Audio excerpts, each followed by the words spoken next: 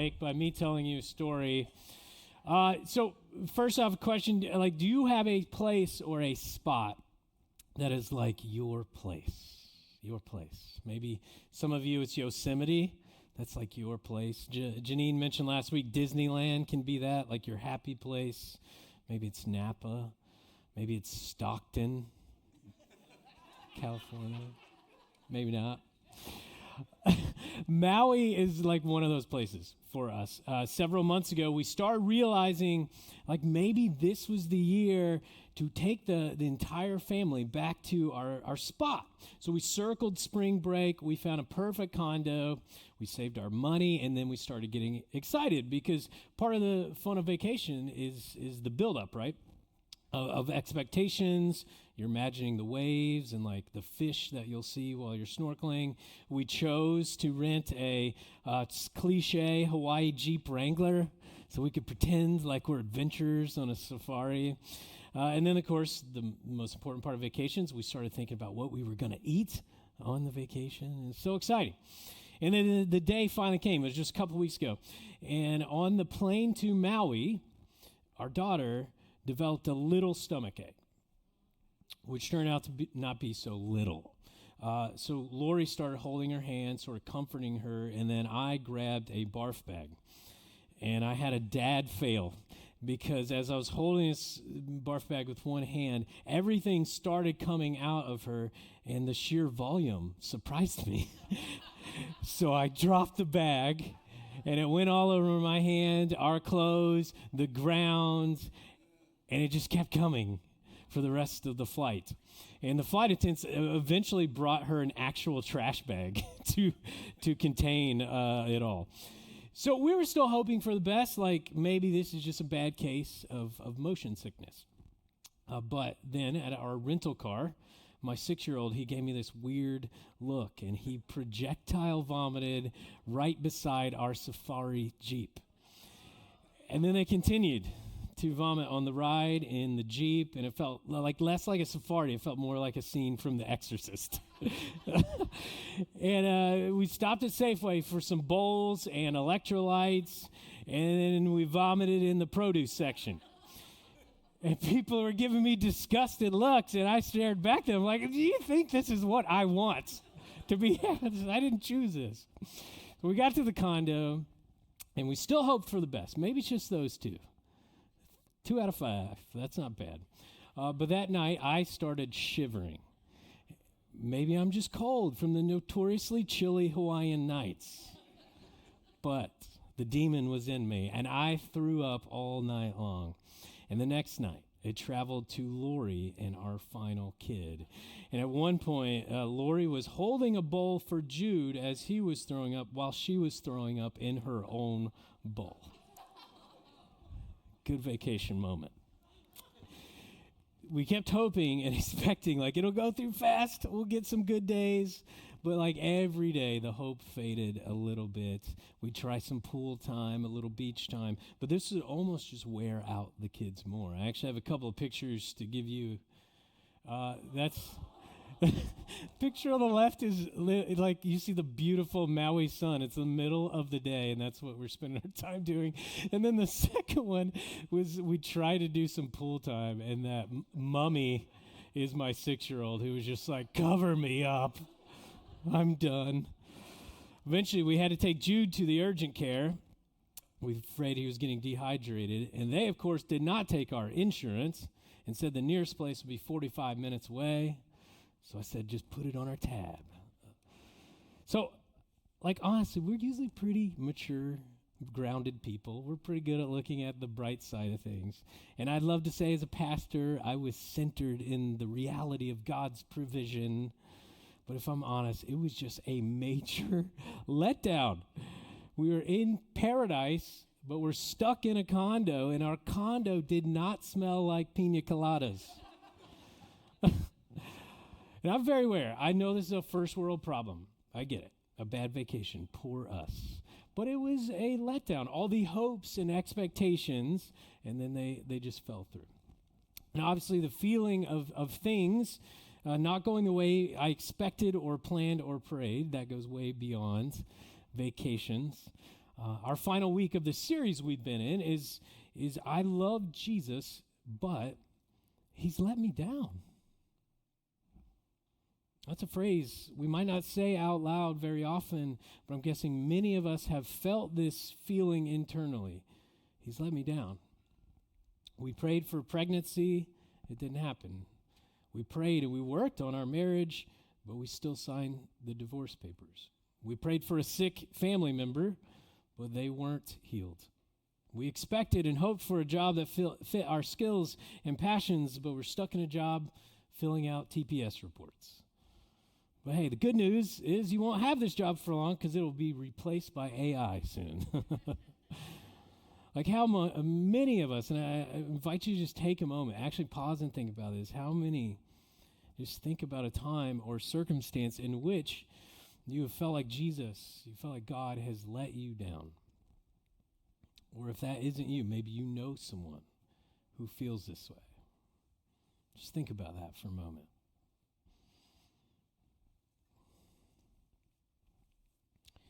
And it's such a common story. I hear it over and over again. And sometimes this leads to like a massive, dramatic crisis of faith, and the person just gives up on the faith and church. But honestly, what I notice more is not a dramatic stopping, but what we might could call like a quiet drifting. People stop expecting much. People might come to church, call themselves Christian, but the belief that God actually intervenes, like that quietly died. In Walter Isaacson's biography of Steve Jobs, he tells a story about Jobs being 13, walking up to his Lutheran pastor at the time, and he holds up this cover of a Life magazine that was showing starving children in Biafra. And he asked this pastor if God knows about these kids, and if so, why won't he do anything? And when the pastor replied that, yeah, God knows everything, Steve Jobs walked away, and he gave up on his Christian faith. It was a letdown. If God is God, why won't he intervene? Why won't he change the world's circumstances? Why won't he change my circumstances? And so out of all the weeks of the series, this is the most personal. For a moment, I want us to look at this interaction in the Bible that's also very, very personal. Someone who knew Jesus personally and intimately, John the Baptist. He was so close to Jesus that John actually baptized him. I don't know if you've thought about that before, but how crazy is it to actually be the one who baptizes Jesus. And if you remember this, the sky opened and a voice came and said, "Behold the Lamb of God who takes away the sin of the world." And John had been waiting his whole life for this moment. He'd been preparing for this Messiah. And honestly, John was pretty eccentric about it. He lived in the wilderness. He wore camel hair. He ate locusts. He preached like with this edge and this urgency. And here's what John expected to happen next. He expected fire. He had literally told people the Messiah was coming with a winnowing fork in his hand to clear the threshing floor.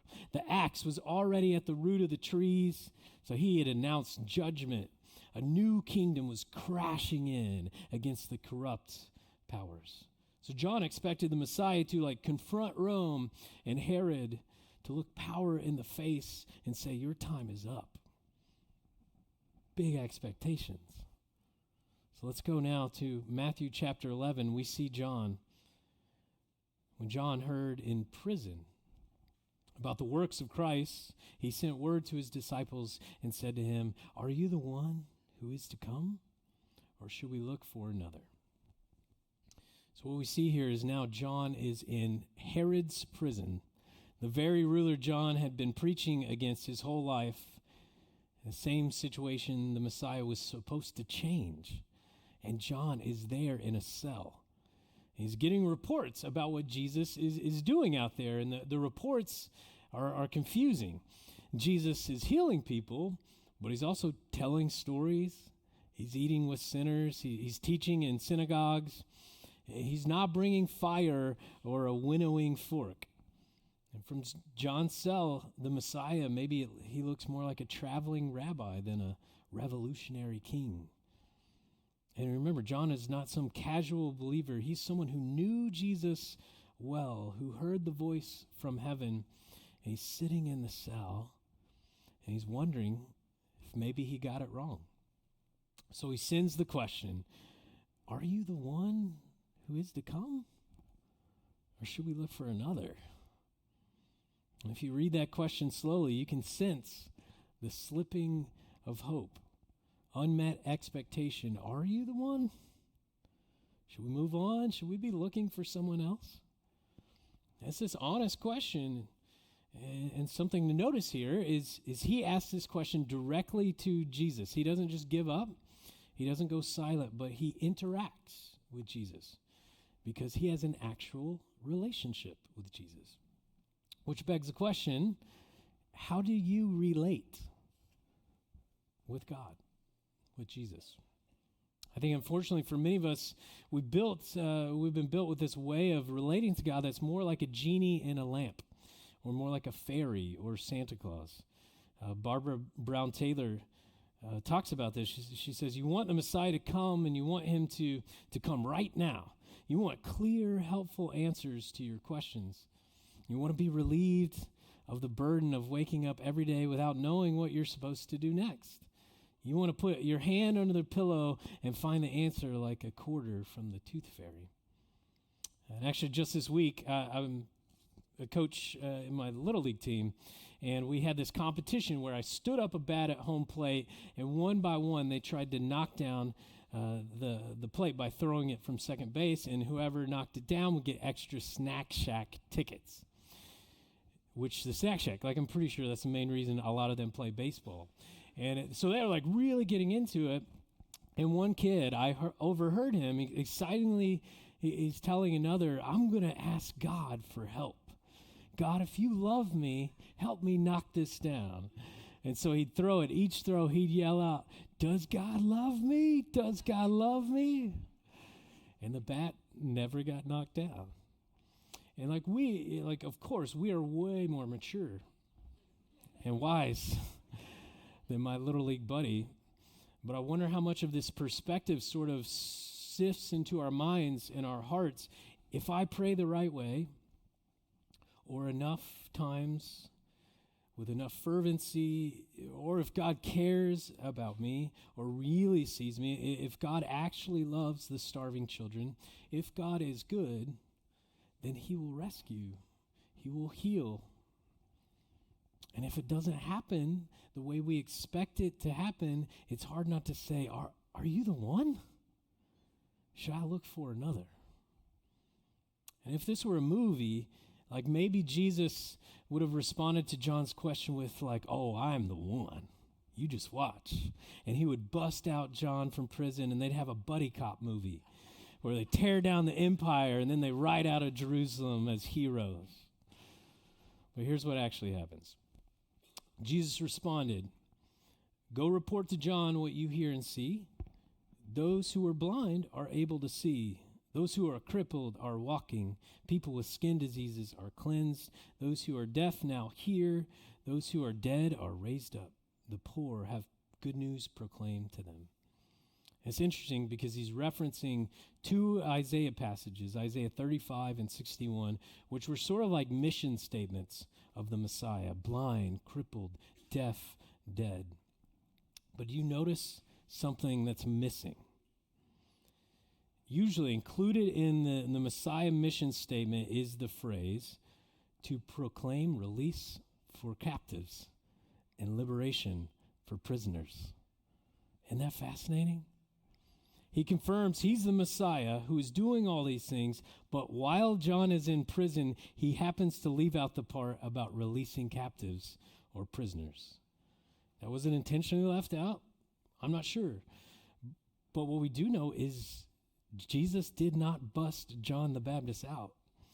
This faithful, fervent John, who Jesus knew intimately, and even said about him, Jesus said, no one has ever been born is greater than John the Baptist, does not get released from prison. And then he is murdered by the very rulers he had hoped the Messiah would take down. Talk about letdown. And then the same Messiah, with great expectations, they capture him. They hold him as prisoner and shame and ridicule him. Like, talk about letdown. And Messiah hangs on the cross and says, my God, why have you let me down? Why have you forsaken me? I think sometimes those of us, when we feel let down by God, and then we go to church and we see people who have it all together, blessed with the perfect family, blessed with a perfect job, blessed with perfect abs. And it's hard not to have this picture of Christianity in which internally we feel let down, but externally it seems like everything's supposed to be going great. But I want us to all hear this. The stories of the Bible are not for the people who have it all together. The Bible is made up of people who experience letdown. Throughout Israelite history, through the story of Jesus, we don't see like nonstop triumph. We see pain and suffering and loss, unmet expectations, martyrdom. In case this feels like bad news, and you're like, I'm so glad I came to church this morning. Thank you for this uplifting message. This is actually good news. It's good news for those who have been let down. Because this entire faith, this entire way of Jesus is for you. So, for the rest of our time, I just want to explore, like, why is this good news? I want to start with this. Like many kids, I loved Superman. It spurred my imagination to think of a life in which a person could be all powerful and flying and running and lifting everything, the ultimate superhero. And I just love the way he could create an alter ego just by putting on a pair of glasses. I thought that was fun. Everybody's like, who is that? I don't know. He's got glasses. I'm an elder millennial, so the real Superman is the Christopher Reeves Superman. Thank you. Okay. Most exuberant part of the message.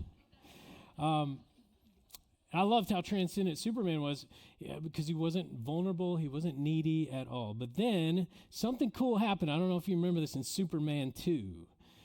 He freely gives up his powers, and he has to experience what it's like to live as a normal human. So at one point, he's in a diner, and he gets beaten up by a bully. And it's this shocking and poignant scene to see this all-powerful being feeling pain and experiencing what it's like to be powerless. And I think a common view of God is one of this all-powerful being that lives in a distance, far removed, unaffected by the pain of humanity. But that's not the story of the Christ-centered faith. Like here we see a God who is fully human, fully enters into pain and let down. He's betrayed by a friend and disciple, ridiculed by the public, whipped, abused, and mocked. Isaiah 53 says he was despised, avoided by others, a man who suffered, who knew sickness well. The professor of philosophy, Nicholas Wolterstorff, wrote a book in the 80s called Lament for a Son. If any of you have read this. He wrote this after his 25-year-old son tragically died in a climbing accident. And in it, he lays out this deep level of comfort of knowing that God was not oblivious to this kind of pain. He writes, God is not only the God of these sufferers, but the God who suffers. Instead of explaining our suffering, God shares it.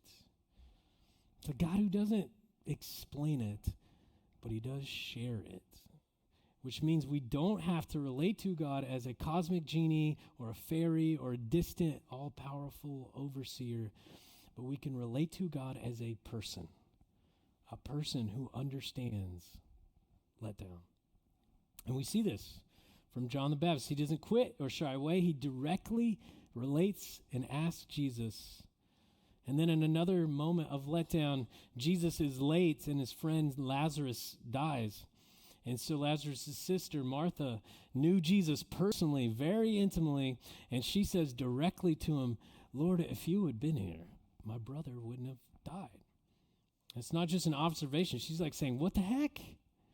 He died because you weren't here. Where were you? As we mentioned, Jesus himself, in a moment of suffering, he has this intimate moment of honesty, and he says, my God, why have you forsaken me? And this comes from a tradition of prayer that's entirely built upon relating to God, not as a distant, unfeeling being, but a person. The Psalms of Lament teach us to relate to God when we feel like he's let us down, how to relate to God.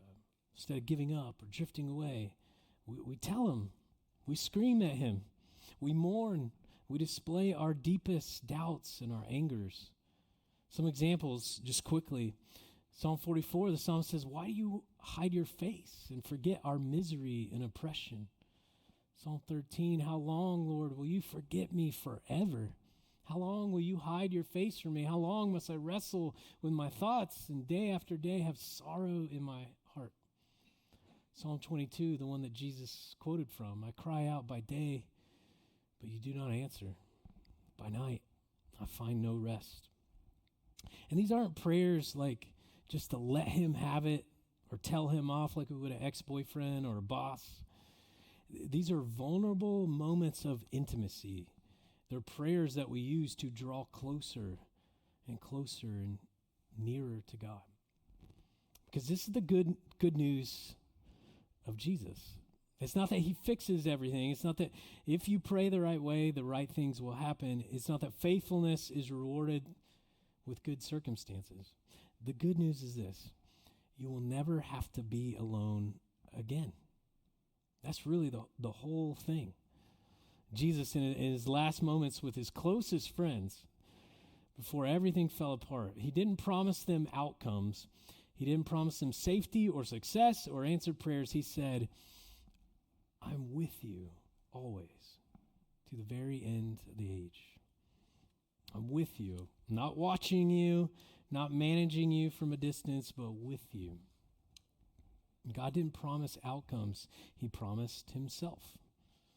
And there's a simple phrase I first heard from Dallas Willard, but it's shaped my entire faith. It's just the simple phrase, the with God life. And it's simple, but it sort of shakes you when you really hear that the entire story of the Bible, from the garden to the cross to the empty tomb, is God relentlessly pursuing the answer to one question. And it's not, how do I fix humanity? It's not, how do I get them to behave? But simply, how do I get back to being with them? The garden was with God life. The exile was the loss of with God life. The whole arc of Israel's story is the journey back to with God. And Jesus, Emmanuel, literally means God with us. That's the answer. Not God fixing us from above, but God moving in flesh and blood in the neighborhood.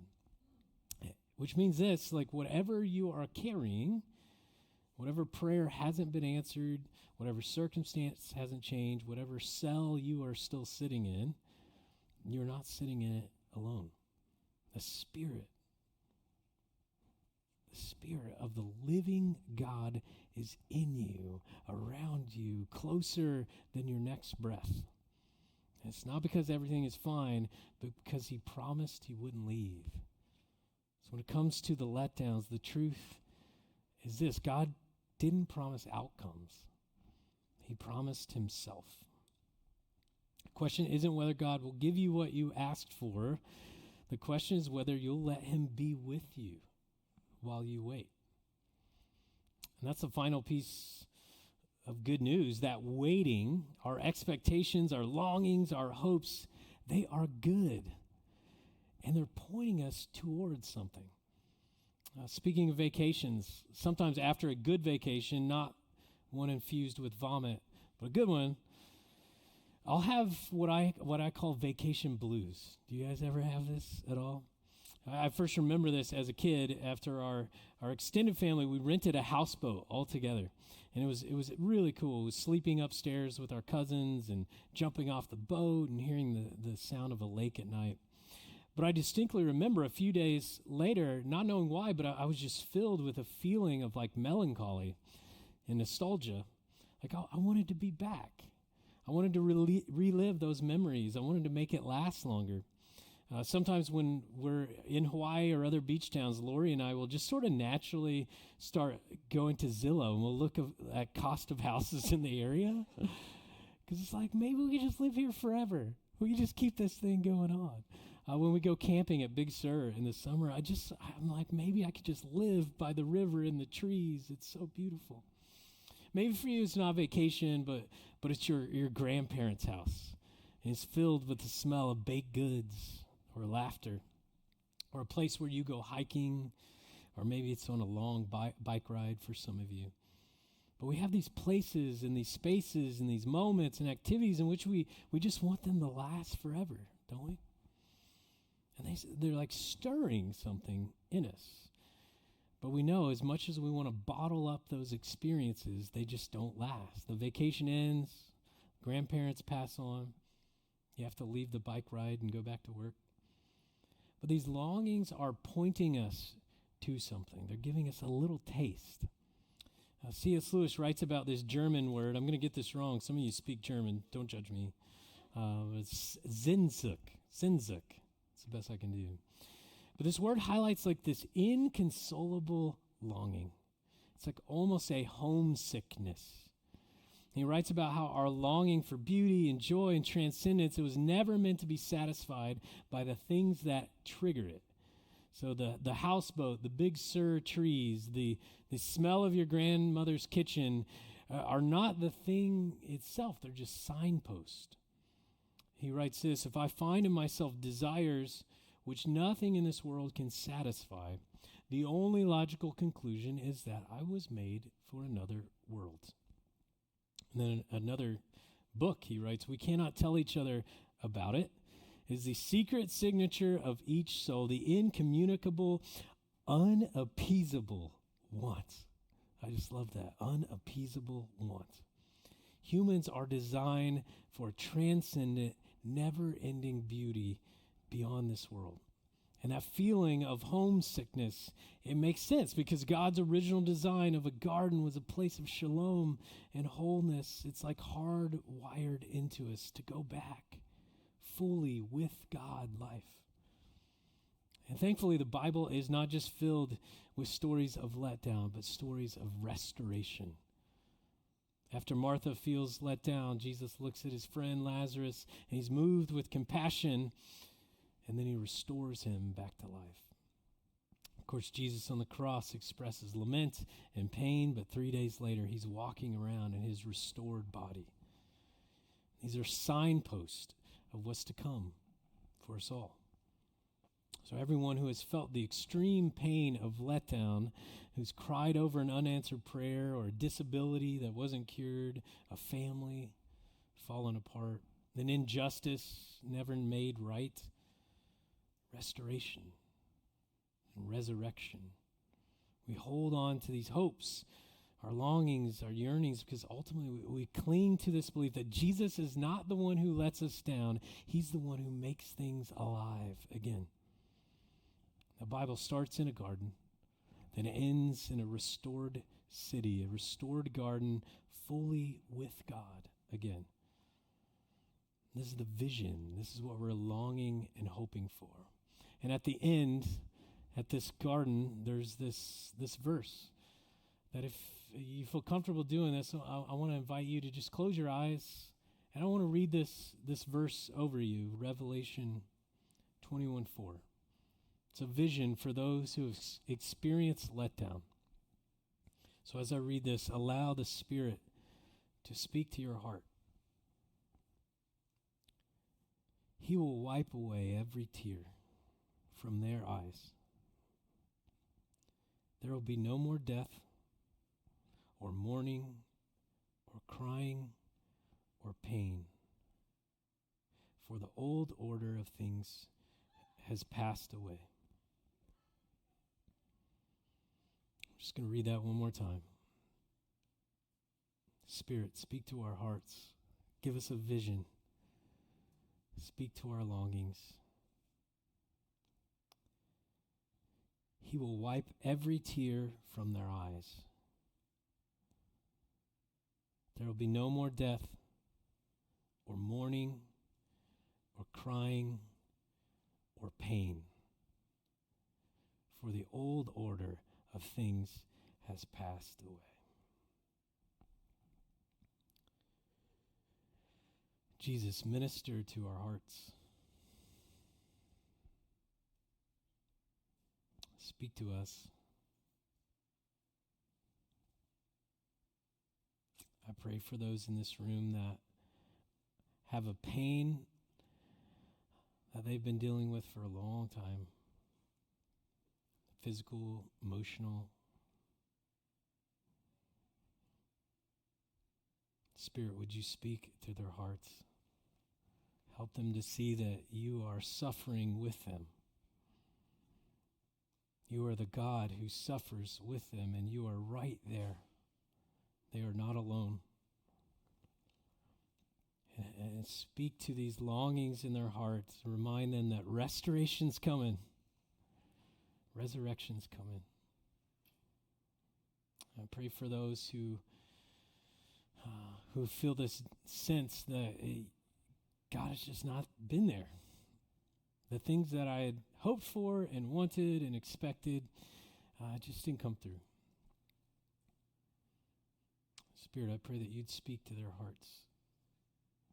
Help them to see that you never promised outcomes, but you promised yourself that you are still right there with them. And I pray for a resurrection of their hope, that they would not give up, they wouldn't drift away, but they'd keep hoping and believing in the God who makes things come alive again. I pray for our church, help us to be the kind of church that brings your kingdom to this earth, that we refuse to give into cynicism, that we refuse to drift away, but we keep asking for your kingdom to come more and more and to live in this with God life. So in the name of Jesus, we all pray. Amen. Amen. As we sing this last song, it's a song of who the kingdom is for. The kingdom is not for those who have it all together. The kingdom is for those who have felt left out, who have felt let down. So as we sing, I invite you to enter into a time of thinking about this God who suffers with us. Let's all stand together. Let's sing this song.